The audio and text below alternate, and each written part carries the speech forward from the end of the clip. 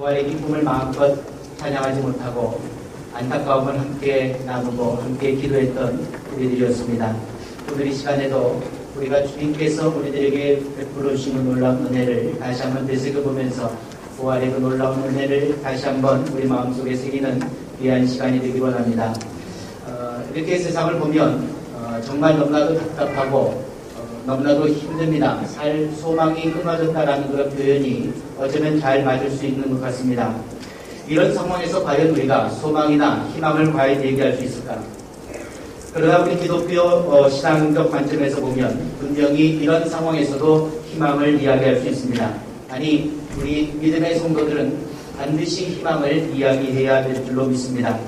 예수님께서 십자가를 향해서 가실 때 대제사장에게 잡히시고 억울한 누명을 쓰시고 빌라도와 그 불법적인 재판을 통해서 온갖 조롱받으시고 그리고 마침내 십자가의 형벌을 당하시는, 그리고 처형당하실 때 그를 따르던 많은 제자들이 이제 모든 것이 끝났다, 소망이 없다라고 그렇게 판단을 하고 다 그 자리를 떠났습니다. 정말 그들에게는 아무런 희망과 아무런 소망, 바랄 것이 아무것도 없었습니다. 그저 절망으로 가득 찬 것이죠. 우리와 죽음을 이제 깨뜨리시고 부활하신 주님을 만나기 전까지 그들에게는 이 어두움과 이 암담함이 그들을 사로잡고 있었던 것입니다. 그래서 전부 예수를 버리고 도망갔고 다락방에 모여서 문을 걸어 잠그고 두려워서 그 자리에 떨고 있었던 것입니다. 전혀 내일에 대한 희망이 보이지 않았던 얘기입니다. 어느 누구도 희망을 이야기할 수 없었습니다. 할 수도 없었던 것이죠. 그러나 십자가를 목격한 제자들에게 희망이 찾아온 것은 바로 예수 그리스도의 부활 사건 이후였습니다. 전혀 기대하지도 않았던 부활의 예수님이 절망 가운데 있는 정말 희망이 전혀 없는 그들에게 나타나셔서 평안을 주시고 새로운 소망을 주셨던 것입니다. 부활은 모든 인간들에게 정말 소망과 희망의 메시지입니다. 부활은 절망을 소망으로, 불안을 평안으로 바꿔놓는 능력이 있습니다. 오늘 우리가 처한 이 상황이 절망적인데 어느 누가 과연 희망을 말할 수 있겠습니까? 그러나 부활의 신앙을 가지고 있는 우리는 희망을 이야기할 수 있습니다. 우리에게는 희망이 있습니다. 다시 살아날 소망이 있고 다시 영원히 하나님의 나라에서 영광을 누릴 희망과 꿈이 우리에게 있습니다. 바로 그렇기 때문에 부활은 기독교 신앙의 가장 핵심이라고 말씀드리는 것입니다. 이 부활의 신앙은 바로 믿음의 시작이며 교회의 시작이라고 말씀드립니다. 그리스도인임에도 불구하고 우리가 이렇게 부활을 알고 부활을 믿으며 살고 있는 우리가 이제 이 땅에 살면서 무력하게 산다고 한다면 어쩌면 그는 부활의 신앙을 갖지 못한 사람이라고 해도 과언이 아닐 것입니다. 사랑하는 성도 여러분, 부활은 부활주일 하루 만에 축제가 되어서는 안 됩니다. 우리 매일의 삶을 통해서 우리의 삶이 부활되어야 될 줄로 믿습니다. 부활주일을 지내고도 평안을 되찾지 못하고 기쁨을 도리어 성실하게 된다면 오히려 우리는 이것을 불신앙이라고 말할 수밖에 없을 것입니다. 예수님은 십자가상에서 7마디의 말씀을 하셨고 부활하신 후에 이 땅에서 40일 동안 계시면서 사람들에게 11번 나타나셨습니다. 그리고 그게 4가지로 제자들에게, 성도들에게 말씀을 남기셨는데 의심하지 말라, 두려워하지 말라, 나를 사랑하라, 땅끝까지 복음을 전하라는 말씀을 부활하신 후에 우리에게 남기셨습니다. 이 말씀을 오늘 이 시간 우리가 함께 상고해 보면서 같이 은혜 받기를 원합니다. 첫째, 의심하지 말라는 말씀이죠. 부활하신 주님은 도마에게 이렇게 말씀하십니다. 내 손가락을 이리 내밀어 내 손을 보고 내 손을 내밀어 내 옆구리에 넣어보라. 그리하여 믿음 없는 자가 되지 말고 믿는 자가 되라. 너는 나를 본고로 믿느냐? 보지 못하고 믿는 자들은 복되도다. 사실은 도마뿐 아니라 다른 예수님의 제자들 중에도 분명히 예수님의 부활하심을 의심하는 자들이 있었습니다.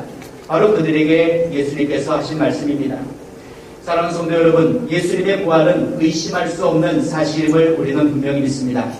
이것이 바로 믿어지는 것은 우리가 구원받았다는 증거며 믿음의 선물을 갖고 있다는 확증입니다. 두 번째로 우리는 두려워하지 말라는 말씀을 한번 생각해 보기로 원합니다. 부활하신 주님께서 제자들이 모여있는 곳에 들어갔을 때 제자들은 주님을 영으로 생각을 했습니다. 그리고 그를 의심하면서 서로 두려워했습니다. 그런 그들에게 주님께서 하신 말씀은 두려워하지 말라는 말씀이었습니다. 아무리 폭풍이 불어도 물 속에 들어있는 개미는 두려워하지 않습니다. 그러나 만약에 밖에 나가 있을 때 비바람이 치고 폭풍이 일어나면 개미는 날아가 버리고 말겠죠. 이제 우리는 예수 그리스도를 믿는 부활의 신앙을 갖고 있는 우리들은 이 세상에 두려움에 쌓여 있을 것이 아니라 두려움을 극복하고 나가는 우리가 되어야 될 줄로 믿습니다. 세 번째로 주님은 나를 사랑하라고 말씀하십니다. 부활 후에 갈릴리로 가셔서 실망하고 떠나버린 제자들을 다시 불러 모으셨습니다. 그때 베드로에게 다가가서 이렇게 말씀하시죠. 요한의 아들 시몬아, 내가 이 사람들보다 나를 더 사랑하느냐? 이때 요한은 내가 주님을 사랑하는 줄 주께서 아십니다 라고 대답을 합니다. 이런 질문과 이런 대답이 세 번이나 오고 갑니다. 부활하신 주님께서 이제 남아있는 이런 승천하시는 일인데 승천하시기 전에 먼저 제자들의 마음을 확인하고 그들의 사랑을 확인하고 싶으셨던 것이 주님의 마음이셨을 것입니다. 그래서 내가 나를 사랑하느냐, 내가 주님을 사랑합니다라는 그 고백을 듣고 주님은 정말 마음 편하게 올라가실 수 있었을 것입니다. 네 번째로 땅끝까지 복음을 전하라는 말씀을 주셨습니다. 마태, 마가, 누가가 들은 예수님의 마지막 명령은 복음을 증거하라는 것이었습니다. 하늘과 땅의 모든 권세를 내게 주셨으니 그러므로 너희는 가서 모든 족속으로 제자를 삼아 아버지와 아들과 성령의 이름으로 침례를 주고 내가 너희에게 분부한 모든 것을 가르쳐 지키게 하라. 이 명령을 받들어서 사도 바울은 복음 전하는 일에 자기 일생을 다했습니다. 내가 복음을 전할지라도 자랑할 것이 없음은 내가 부득불할 일이니라. 만일 복음을 전하지 아니하면 내게 화가 있을 것이니로다. 사랑하는 성도 여러분, 우리는 땅끝까지 부활의 주님을 전해야 됩니다. 우리는 마지막 주님의 그 명령, 바로 우리에게 주어진 가장 귀한 관심사가 바로 복음 전도에 있다는 것을 잊지 말아야 될 것입니다. 오늘 이 본문의 말씀을 보면 부활하신 주님을 믿지 못하는 제자들의 모습을 통해서 사람들에게 부활의 확신이 없으면, 믿음이 없으면 어떻게 될지를 우리들에게 잘 보여주고 있습니다. 믿음이 없는 자들에게 처음으로 나타나는 것은 마음의 평화를 잃어버린다는 사실입니다. 믿음이 없으면 놀람과 두려움에 사로잡히게 됩니다. 믿음이 없으면 판단력이 흐려지게 되는 것이죠. 우리의 주님은 확실히 부활하셨음을 우리는 분명히 믿습니다. 2000년 전에 주님은 분명히 부활하셨고 앞으로도 우리가 죽으면 반드시 부활하실 것을 우리는 분명히 믿습니다. 과거의 부활이 사실인 것처럼 우리의 이제 이후의 모든 삶에서 부활은 진정으로 일어날 확신 있는 사실이라는 것을 우리는 분명히 믿습니다. 그런데 중요한 것은 앞으로 내가 주님을 만날 때 호련히 변화되어서 부활해서 우리가 주님을 만날 것이라는 확신을 갖고 있지만 이제 우리에게 더 중요한 것이 있다면 우리의 삶에서 부활이 날마다 일어나야 된다는 사실입니다. 우리가 정말 부활한 것, 그 과거의 한 번의 사건으로 그치는 것이 아니라 앞으로 언젠가 올 그런 기대의 어떤 사건으로 그것을 머물러 두는 것이 아니라 이제 부활하신 주님을 믿는 우리가 우리의 삶 속에서 지속적으로 그 부활을 일으켜 나가야 된다는 사실입니다. 첫 번째로 우리의 삶에서 무엇을 부활시켜야 되겠습니까? 바로 우리의 믿음, 우리의 신앙을 부활시켜야 될 것입니다.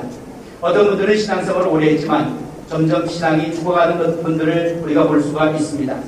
무엇보다도 중요한 것은 신앙의 부활을 위해서 애쓰는 것이 중요합니다. 신앙이 없으면 아무리 화려한 성공을 한다 할지라도 불쌍한 인생일 뿐입니다. 우리의 신앙을 부활시키기 위해서 무엇이 필요할까? 바로 주님을 향해서 부활하신 주님을 만나기 위해서 우리의 마음의 문을 활짝 여는 것이 중요합니다. 바로 주님은 이렇게 주님을 마음의 문을 열고 사모하는 자에게 찾아와 주시는 것입니다. 두 번째로 우리의 첫사랑을 부활시켜야 될 것입니다. 마가복음 16장 7절 말씀에 보면 부활하신 주님은 제자들에게 갈릴리에서 보자라고 말씀하셨습니다. 왜 하필이면 갈릴리에서 보자고 하셨을까? 정치 권력의 하수인 노릇을 하면서 자기들이 누구를 왜 죽이는 줄도 모르고 십자가의 처형을 집행했던 사람들이나 아니면 예수를 죽이고 바라바를 살려내라고 그렇게 말했던 무지한 백성들 앞에 나타나셔서 내가 너희가 죽인 예수라고 그들에게 멋지게 보여주지 않으시고 왜 갈릴리로 가셨을까? 그것은 모든 사람들이 예수를 처음 만났던 곳이 갈릴리였다는 사실입니다. 다시 말해서 새 출발의 상징이었던 곳이 바로 갈릴리였습니다. 무덤이 끝이라면 갈릴리는 시작의 곳입니다. 다시 말해서 복음을 전하시고 사람들을 만나셨던 그 사람들의 삶의 현장에 부활하신 예수님이 가셨다는 말씀입니다. 부활신앙은 2000년 전에 일어났던 사건을 회고하는 것이 아니라는 것 여러분 꼭 기억하셔야 됩니다. 오늘 우리가 부활절 연합예배를 드리는데 바로 이 연합예배가 그 부활절의 기념식도 아니라는 것을 아셔야 됩니다. 부활신앙은 현재의 확실한 삶의 현장에서 나는 예수를 믿음으로 죽어도 다시 산다는 확신과 소망을 갖는 믿음의 자세를 확인하는 것이 부활신앙입니다. 부활하신 예수님이 갈릴리로 가신 것은 사람들의 삶의 현장으로 들어가신 것이라고 해석할 수가 있습니다. 여러분들의 가정에, 여러분들의 일터에, 그리고 여러분들의 마음속에 부활하신 예수님을 모셔드리시기를 바랍니다. 갈릴리는 주님이 제자들과 첫사랑을 나누었던 장소입니다. 바로 주님의 비전을 받았던 그 장소가 바로 갈릴리였던 것입니다. 사랑하는 성도 여러분, 우리도 이 부활절에 우리의 첫사랑을 부활시키고 우리의 비전을 다시 한번 새롭게 하며 우리의 절망을 희망으로 만들고 다시 한번 공동체 정신을 가다듬고 새롭게 출발하는 우리가 되어야 될 줄로 믿습니다. 우리는 갈릴리에서 목수였던 예수님을 믿는 것이 아닙니다. 우리는 보리떡 5개와 물고기 2마리로 5,000명을 먹이셨던 기적을 행하셨던 그 사건을 믿는 것이 아닙니다. 우리는 단지 그런 것에 얽매여 계신 예수님을 믿는 것이 아닙니다. 우리는 소경의 눈을 뜨게 하고 풍랑을 잔잔케 하셨던 그 갈릴리에서 일하셨던 그분을 추억하는 사람들이 아니라는 사실입니다. 우리는 부활하신 예수님, 바로 우리의 삶의 현장에서 우리와 함께 계신 예수님을 믿는 사람들입니다. 부활을 믿는 신앙은 예수님이 겪으신 고난과 죽음을 우리들의 삶 속에 그대로 체험한 것입니다. 내가 예수를 믿음으로 고난을 당하고 내가 예수님을 믿기 때문에 때로는 손해를 보고 윗되고 소금된 삶을 살기 위해서 때로 눈물도 흘리는 그런 사람들이 진정 예수를 믿는 사람들입니다. 예수 이름으로 포기하고 예수를 믿기 때문에 이 세상이 터전이 아니라 영원한 세계가 있음을 확실히 알고 소망 가운데 천국을 바라보는 사람들, 바로 그런 사람들이 우리 믿음의 사람들이라는 사실을 잊지 마시기 바랍니다. 세 번째로 우리는 인간성을 부활시켜야 될 것입니다. 때로 사람이 실수할 수 있죠. 연약한 모습을 노출할 수도 있습니다. 그러나 중요한 것은 양심의 가책이 있다면 주님 앞에 그 인간성을 내어놓고 돌아서는 자세가 필요하다는 것입니다. 가룟 유다는 그것을 못했습니다. 결국 그렇기 때문에 양심의 가책은 있었지만 그 인간성을 부활시키지 못해서 그는 멸망의 길로 갔습니다. 똑같이 죄를 범하고 똑같이 하나님 앞에 큰 죄를 지었던 베드로는 양심의 가책을 느낀 이후에 그는 회개하고 그의 인간성을 부활시켜서 주님의 큰 사도로 그 역할을 감당했던 것입니다. 바로 우리 인간성에도 이런 부활의 역사가 있어야 될 줄로 믿습니다. 마지막으로 주인의 삶을 부활시키는 것이 우리가 해야 될 가장 큰 일이라는 것을 명심하시기 바랍니다. 여러분, 행복이 무엇이라고 생각하십니까? 주님 뜻대로 살다가 죽어서 영원히 주님 품에 사는 것, 바로 그것이 우리 믿음의 성도들이 가장 소망해야 될 행복이라고 저는 믿습니다. 얼마나 많이 살았느냐, 그것은 중요한 것이 아닙니다. 얼마큼 성공했느냐, 그것도 그렇게 중요한 일이 아닙니다. 하나님의 뜻대로 살았느냐가 중요한 일입니다. 하나님의 비전을 가지고 하나님의 뜻대로 살다가 내일의 주인공이 되고 천국의 주인공이 되는 인생, 바로 그런 인생이 정말 행복한 인생입니다. 하나님이 원하시는 삶은 바로 우리가 부활의 증인이 되어 사는 삶을 원하고 있습니다. 우리는 구원받았기 때문에 지금 죽어도 천국에 갈 수 있습니다.